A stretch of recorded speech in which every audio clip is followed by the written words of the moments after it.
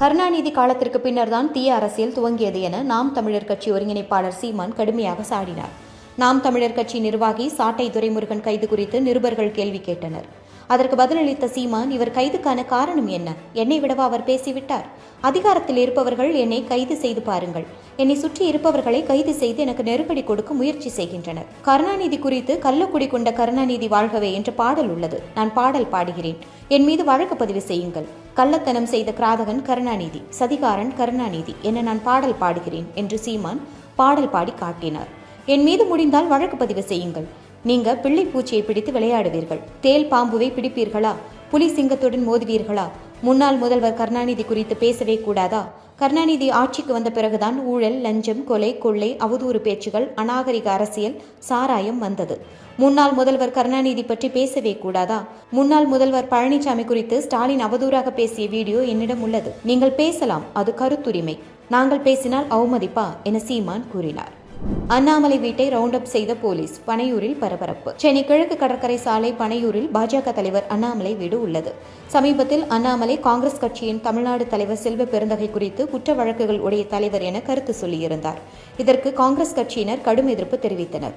இதையடுத்து அண்ணாமலை வீட்டை முற்றுகையிடப் போவதாக காங்கிரஸ் கட்சி தெரிவித்திருந்தது. இதையடுத்து அண்ணாமலை வீட்டுக்கு போலீஸ் பாதுகாப்பு போடப்பட்டது. தொடர்ந்து அண்ணாமலை வீட்டை முற்றுகையிட்டு காங்கிரஸ் கட்சியினர் எதிர்ப்பு தெரிவித்தனர். அவரின் படத்தை கிழித்து போராட்டத்தில் ஈடுபட்டனர்.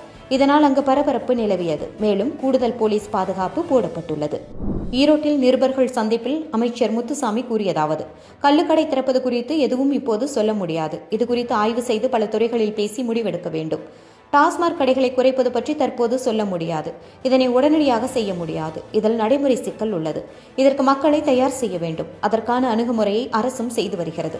குடிப்பழக்கம் உடையவர்களை படிப்படியாக குறைக்க வேண்டும் என்பது அரசின் நோக்கம். செப்டம்பர் மாதம் முதல் டாஸ்மாக் கடைகளில் காலி மது பாட்டில்களை திரும்ப பெறும் திட்டம் நடைமுறைக்கு வருகிறது. ஆம்ஸ்ட்ராங் கொலையில் உண்மையான குற்றவாளிகளை கண்டுபிடித்து தண்டிக்க வேண்டும். இதுதான் முதல்வர் ஸ்டாலின் உட்பட அனைவரின் நோக்கம். சட்டம் ஒழுங்கு சீர்குலைந்து விட்டது என்று சொல்வதை ஏற்றுக்கொள்ள முடியாது. விக்கிரவாண்டி தேர்தலில் 63% ஓட்டுகள் திமுகவிற்கு கிடைக்கும் என அரசியல் நிபுணர்கள் தெரிவித்துள்ளனர். எங்களுக்கு அதைவிட கூடுதலாக ஓட்டுகள் கிடைக்கும் என்ற நம்பிக்கை உள்ளது என அவர் கூறினார். மதுபான கொள்கை ஊழல் வழக்கு விவகாரம் முதல்வர் அரவிந்த் கெஜ்ரிவாலின் அரசியல் வாழ்க்கையை கேள்விக்குறியாக்கியுள்ளது என மத்திய அமைச்சர் அஸ்வினி வைஷ்ணவ் விமர்சனம் செய்துள்ளார். இதுகுறித்து மத்திய தகவல் மற்றும் ஒலிபரப்புத்துறை அமைச்சர் அஸ்வினி வைஷ்ணவ் கூறியதாவது: மதுபான கொள்கை ஊழலில் அரவிந்த் கெஜ்ரிவாலுக்கு நேரடி தொடர்பு உள்ளது. இந்த ஊழலில் கிடைத்த பணத்தை அவர் நேரடியாக பயன்படுத்தினார். மதுபான ஊழல் அவரது அரசியல் வாழ்க்கையில் கேள்விக்குறியை எழுப்பியுள்ளது. அவர்களுடன் இந்த ஊழலில் காங்கிரஸ் கட்சியும் இணைந்துள்ளது. டில்லியை கொள்ளையடிக்க இரு கட்சிகளும் கூட்டணியை அமைத்துள்ளன. மலை போன்ற குப்பையை அகற்றுவது, டில்லியை சுத்தம் செய்வது என அவர்கள் அளித்த எந்த ஒரு வாக்குறுதியையும் நிறைவேற்றவில்லை. டில்லிக்கு தண்ணீர் வழங்குவதை அவர்களால் உறுதிப்படுத்த முடியவில்லை. ஆனால் மதுபானத்தில் அவர்கள் முழு கவனம் செலுத்தினர். குற்றச்சாட்டுகளை நிரூபிக்க எந்த ஆதாரமும் இல்லை என கெஜ்ரிவால் கூறுவார். ஆனால் முழு ஆதாரங்களையும் நீதிமன்றங்களில் அமலாக்கத்துறை தாக்கல் செய்துள்ளது. இவ்வாறு அவர் கூறினார்.